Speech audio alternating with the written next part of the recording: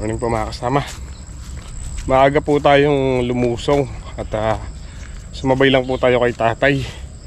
Bali nakatapos na po tayo mag-spray ng upo tsaka sitaw.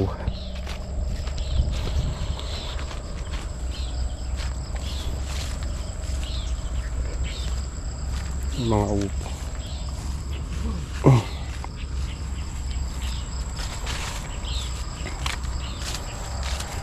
Nililinisan ni tatay yung puno para mag-grass cutter po yung pagitan. Tapos ngayon din po yung yung dating ng mga punla ng kamatis. Subukan po nating magtanim ulit ng kamatis. Sana mahabol pa natin yung mataas na presyo.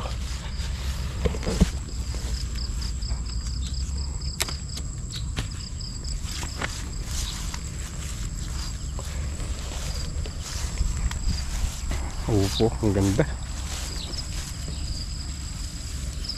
Ang ganda.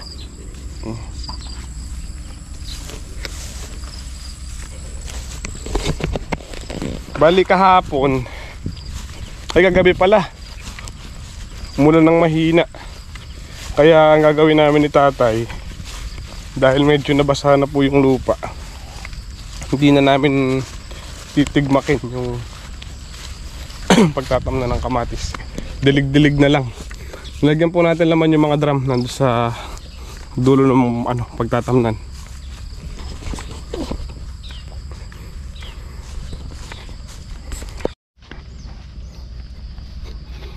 Mga kasama, basa-basa yung lupa.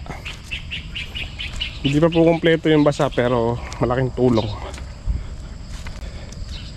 Kahit diligan na lang pwede na. Makakala-survive na yung mga kamatis.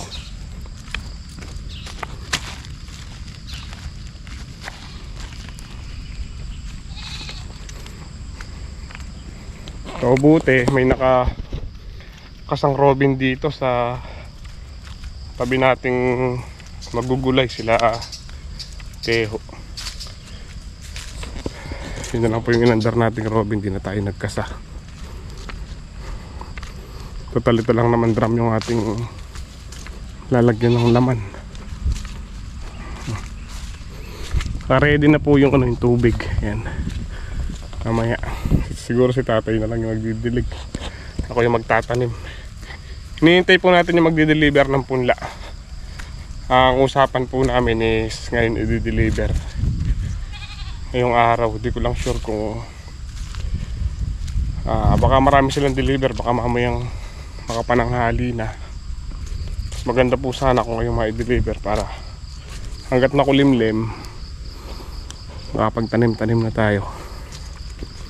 Baka sakaling matapos-tapos ngayon to kung tatam na ng mas maaga.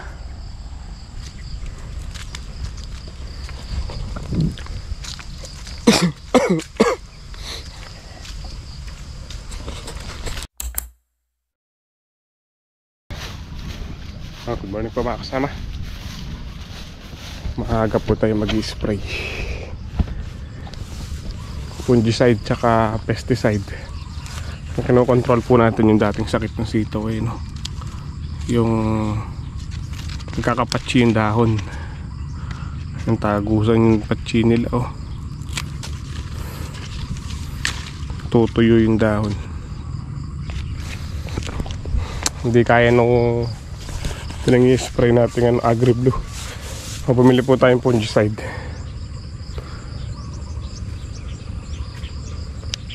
Ang sangkap po nito is Depiconazole. Inaano po niya yung mga natutuyo yung dahon. First time po natin gagamitin yung gamot na to. Dati ginagamit natin yung Montana, kaso wala po tayong makita. Naikutan ko na yung buong AgriSupply sa Cabiao saka sa San Mateo, kaya Linglet wala. Haluan lang natin ng Benevia pang-uod. Bali dito sasangkap po tayo ng 25 ml sa isang load. Subukan natin tong gamot na to.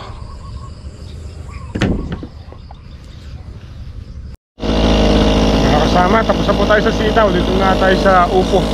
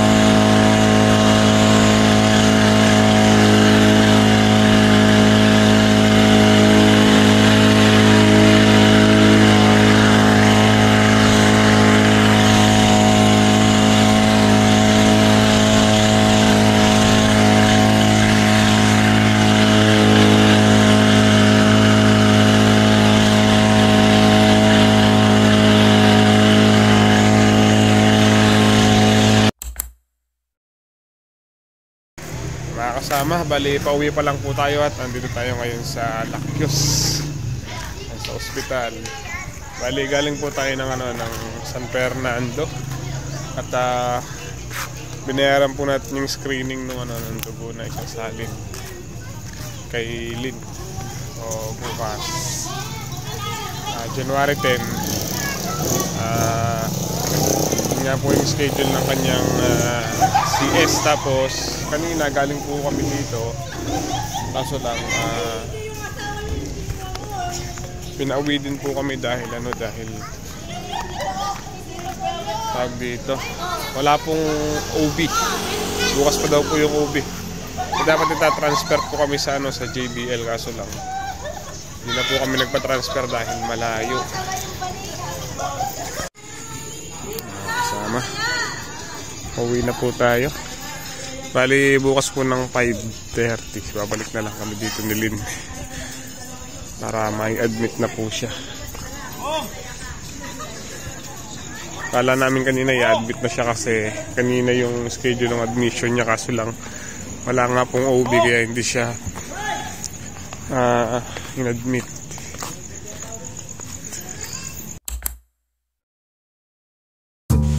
Yun no? Yun no? Baby pray mo yun, nakamulagat na oh. Chat na ka mo magkakalaga. Awas diyan.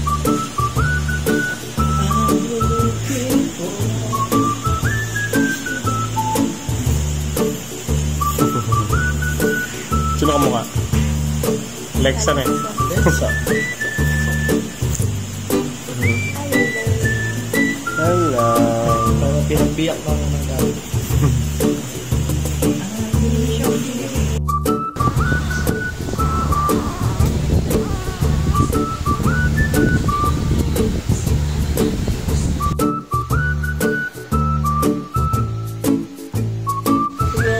Nagugutom yung bata. bata, nagugutom na. Gutom yung bebe. Tumbukan yung sarili niya.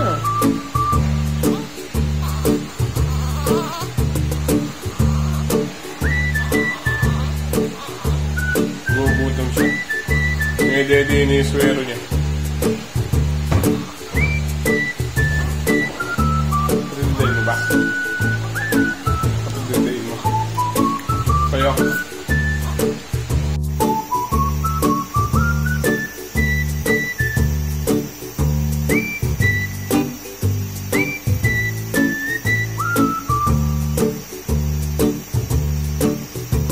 Kasalbutan mo lang.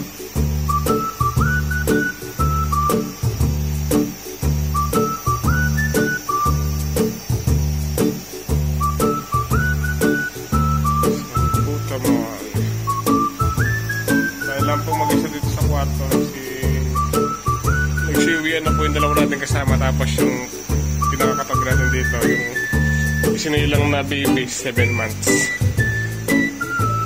Premature baby po siya. Transfer po sa JBL kagabi. Malakas naman po yung bata, kaso lang talagang kulang siya sa linggo. Ay, sa buwan, no? Kulang siya sa buwan, kaya obligado siyang i-incubator. Si Bebe, tinaga siya sa, sa ilaw, no? Alas 2 days siya nakailaw, di ba? Yun mga kasama, kamusta po kayong lahat? Ngayong araw ay araw ng Lunes, January 13. So, ayun, maraming salamat po. Unang-una sa ating Panginoong Diyos. Ayan, sa mga taong sumusuporta at nagmamahal po sa amin ni MY. Ayun, maraming salamat po. Pagpalain po kayo ng ating Panginoon. So, ayun, nakaraos na po tayo via cesarean delivery. So, ngayon lang po ako nakapag-vlog. Si MY hindi siya makapag-vlog kasi sobrang busy at siya lang po yung katuwang ko dito sa hospital. So, cesarean nga po. So, sobrang hirap pala. Hindi siya kamukha ng pag nag-normal delivery, kaya okay lang pagkatapos ng mga anak. Yung CS po pala talaga sobrang hirap at sakit. Nararanasan ko hanggang ngayon. Bali ako for discharge na po ako. Tapos umiinom na lang tayo ng antibiotic.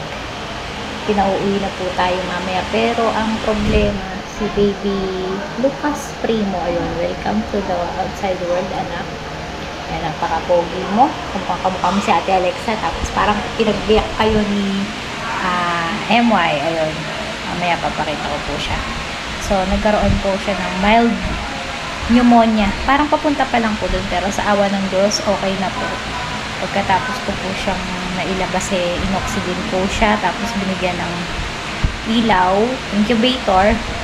Kasi 37 weeks lang siya at medyo hindi siya gano'ng kalakas. Pero yun nga po, sa awa ng Diyos, okay na rin po siya.